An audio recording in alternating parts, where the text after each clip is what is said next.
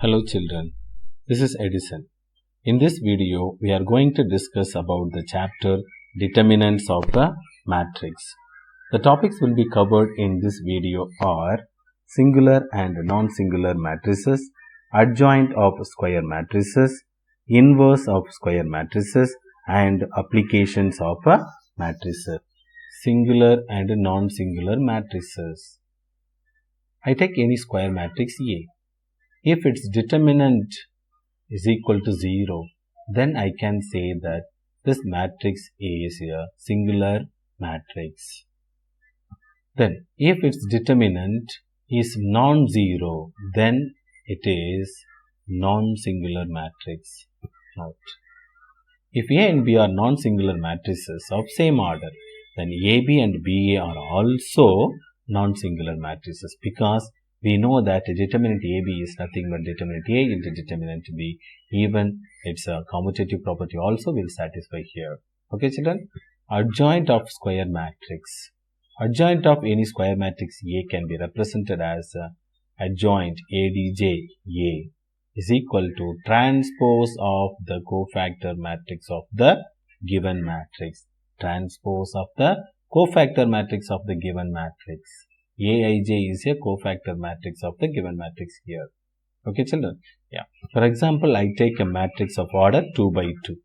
A, B, C, D. Children, we know how to find the cofactor for each element of a matrix. So, I'm going to take the cofactor matrix over here. That means for A, children, D is the cofactor. For B, minus C is the cofactor. Children, you know it is the position odd. So, then for C, it is minus B is the cofactor, and for D, A is the cofactor.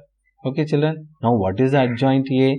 So, adjoint A is equal to Aij transpose. So, that means do the transpose of this one, D minus B minus C, A. Okay, children, what do you observe from this, children? See here, the AD is the main diagonal becomes DA, interchanging. This BC as it is only, but sign changing. So, here we can conclude main diagonal interchange, subdiagonal sign change. Children, you can see the note over here. Adjoint of any matrix A, okay, is the transpose of the cofactor matrix. Children, we can use the minor also over here, minus 1 whole power I plus j into mij whole transpose also we can represent. Okay, children. Now we find the adjoint A of a square matrix of order 3. So the adjoint A of order 3 is nothing but same like order 2 only, transpose of the cofactor matrix. Okay, let me take a matrix A. Now we have to find the cofactor for all the numbers.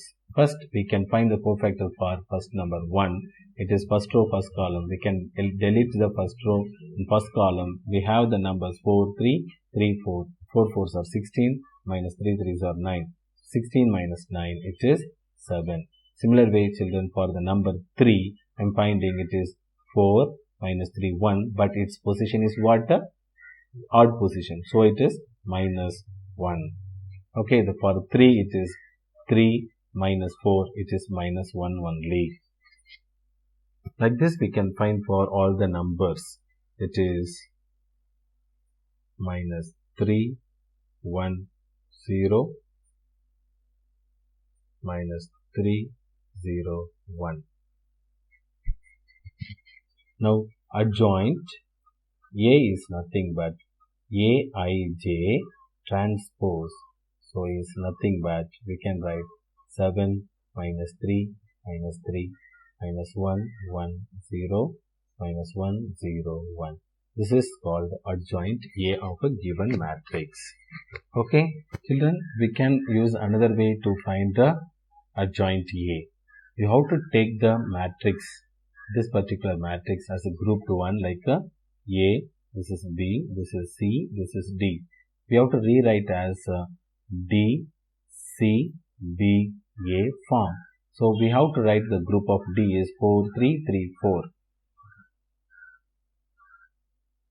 Then C is 1, 4, 1, 3.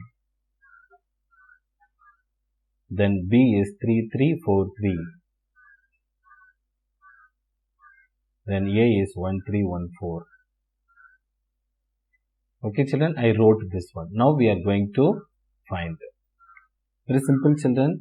First towards down, you have to find. This towards up. That means 4 4s are 16 minus 9 will be getting 7. Okay, children. Now next 3 minus 4 minus 1. Then 1 into 3. 3 minus 4. This also minus 1. Now here towards down. 9 minus 12. It is minus 3. 4 minus 3. It is 1. 3 minus 3. It is 0. Now next 9 minus 12. It is minus 3. 3 minus 3 0. Then 4 minus 3 1. Children, we got the cofactor matrix. Therefore, your adjoint A is nothing but Aij transpose. So, we can rewrite this as, okay children, this is another way to find the adjoint of a given matrix. Okay children, please try to follow any method whichever you like. In theorem 1, that is, for any square matrix A of order n, A into adjoint A into A equal to determinant A into n. N is the order of the matrix. Children, before we prove this one, we need to recall one thing what we studied in the last video. Sum of the product of the elements of any row or column with their corresponding cofactors is called a determinant, we said. That means these three things you can see. See children, A11 capital A11, A12 capital A12, A13 capital A13. Like that we can see the corresponding cofactors. Children, if elements of a row or column are multiplied with the corresponding cofactors of any other row or column, then their sum is nothing but 0. That's what children, you can see the A11, A12, A13 is the first row, but A21, A22, A23 are the cofactors of the second row. So, if it happens like that means it will be 0. Like this we can see this, all the other 6 elements. Okay children? Yeah. So, using that only we are going to prove this result. Now, let us take the matrix A as like this. Now, A into adjoint A we are telling.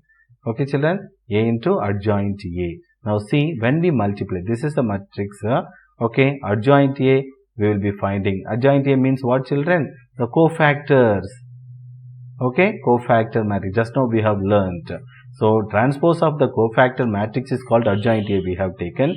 That's why we took this as an adjoint matrix here. Now, when you multiply, children, you will be getting the things whatever we got here, no?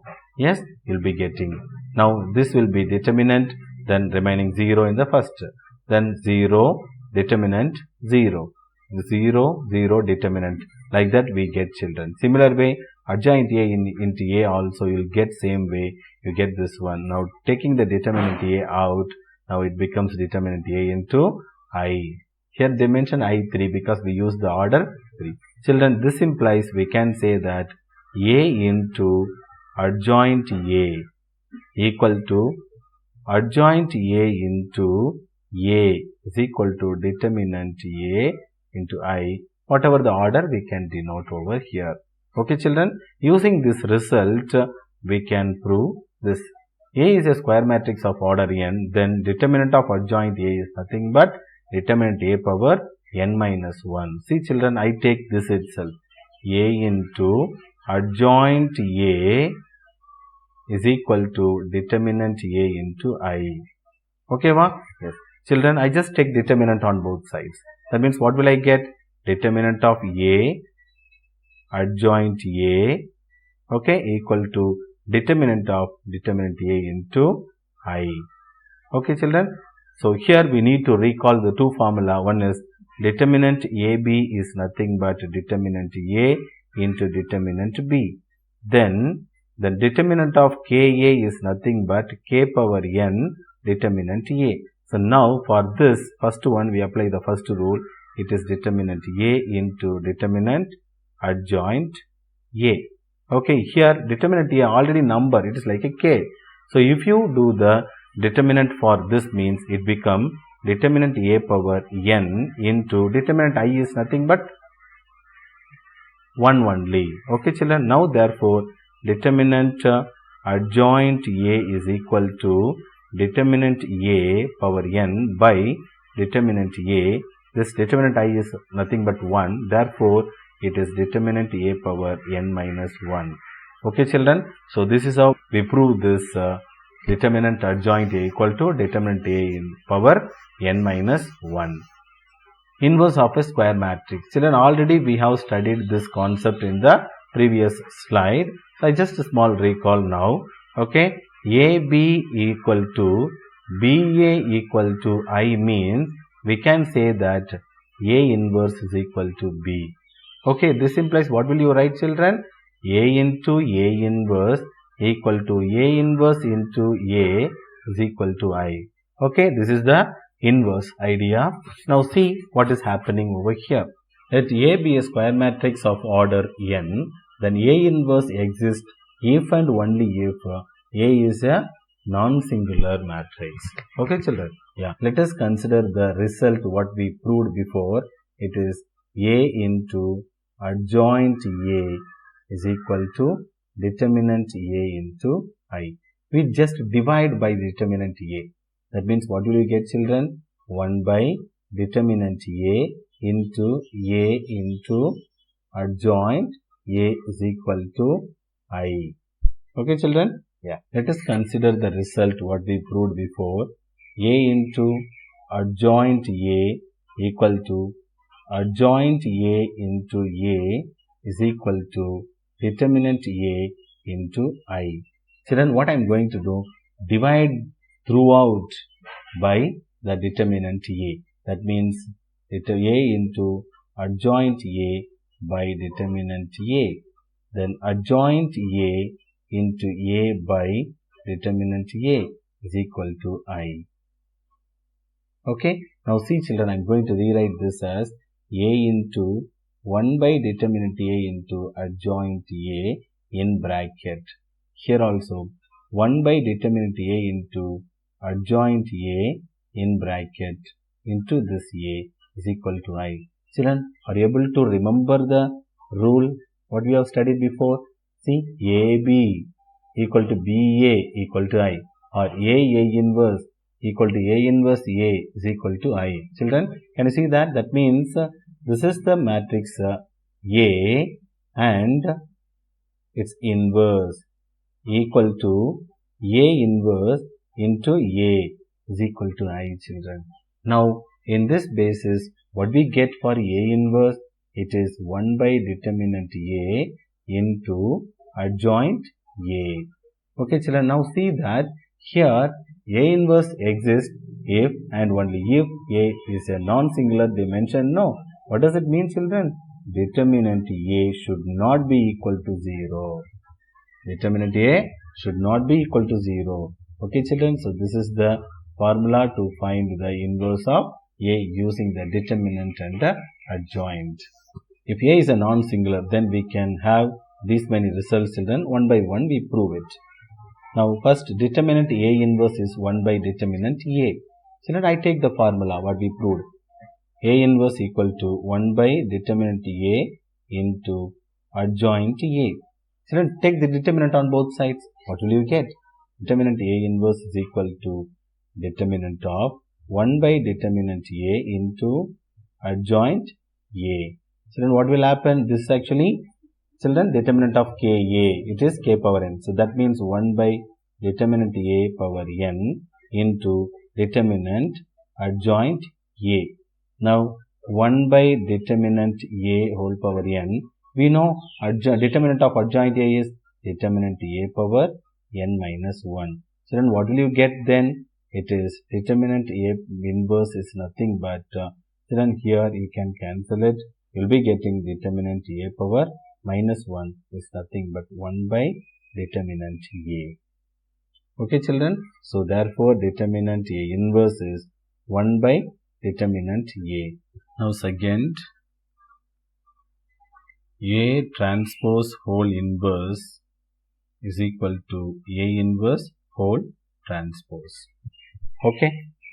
Now, For this we have to take, children, we know that A inverse is equal to A inverse A is equal to I. So then you just take the transpose for whole thing. A inverse whole transpose is equal to A inverse A whole transpose equal to I transpose. Okay, children, what does it mean? Here we have to recall one rule. AB whole inverse equal to B inverse into A inverse. So in that way we can write this as A inverse transpose into A transpose is equal to. Here also we can write A transpose into A inverse transpose. Children, you know that I transpose is nothing but I itself. So this implies, children, it also looks like, you know how it is. This matrix A, this is B, then B, this is A is equal to I means we will be writing A inverse is equal to B. No, children, in this way we can write this as A inverse whole transpose is nothing but A transpose whole inverse. Okay, children, A inverse transpose is nothing but A transpose whole inverse. This is how we prove this one. Okay, children. So similarly, we can prove this lambda A inverse is equal to 1 by lambda A inverse. Okay, if A is a non-singular square matrix of order n, these are all possible properties can be proved. Okay, children, adjoint A whole inverse is nothing but adjoint A inverse, that is equal to A by determinant A. Now see this again. Determinant of adjoint A equal to determinant A power n minus 1 we proved. Adjoint of adjoint A equal to determinant A power n minus 2 into A. Then adjoint of lambda A equal to lambda power n minus 1 adjoint A. Okay, here lambda is a non-zero scalar. Now determinant of adjoint A is equal to determinant A power n minus 1 whole square. Okay, the last one, adjoint A transpose is equal to adjoint A transpose. Okay, children, so these are the properties we will be applying in the sums. Now next important one, children, solution of a system of linear equations using inverse of a matrix. Okay, we consider the three system of equations, children. Yeah, these three. Now we are rewriting this linear equation as a matrix form. That means all the coefficients of x, y, z I am taking as a 3 by 3 matrix A. Okay, then all the variable involving that as a 3 by 1 matrix. Okay, that is x. Then all the numbers involving in this constant, that is actually B matrix of order 3 by 1. Okay, children, this can be rewritten as the product form A into this x equal to B like that. That means A into x is equal to B. Okay, children, so this is how we get this form, matrix form. Okay, then how you are getting the value of x and y? See here, if A is a non-singular matrix, that means what? Determinant A is a non-zero, A inverse exists. That's what the meaning. Okay, children, I just take this AX is equal to B. Okay, I just pre-multiply by A inverse on both sides. That means A inverse into AX equal to A inverse into B. Children, we know that this A inverse into A is nothing but I. Then X is equal to this A inverse into B. Children, we know this also, IX. Any matrix is multiplied with identity matrix, you get the same matrix. That means X is equal to A inverse into B. Okay, children, we know that A inverse is nothing but 1 by determinant A into adjoint A. So using this idea, you can get A inverse. B matrix you are having here, then you can multiply these two, you can get the answer for x, y, z, that is X matrix. Okay, children, sometime if A is a singular matrix, that means what? Determinant A is equal to 0. In this case, children, we have to calculate adjoint A. That means for the given matrix A, you have to find the adjoint A, then multiply with B. Okay, now if adjoint A into B is non-zero matrix. That means what? It's not zero matrix. Okay, then the solution does not exist and the system of equations is called inconsistent. Okay, children, if adjoint A into B, if you are getting as a zero matrix, means then the system may be either consistent or inconsistent. That means you may have infinitely many solution or no solution. Okay, children? Yeah. So this is how we finish the chapter determinant. Okay. Hope you all understood. Thank you, children.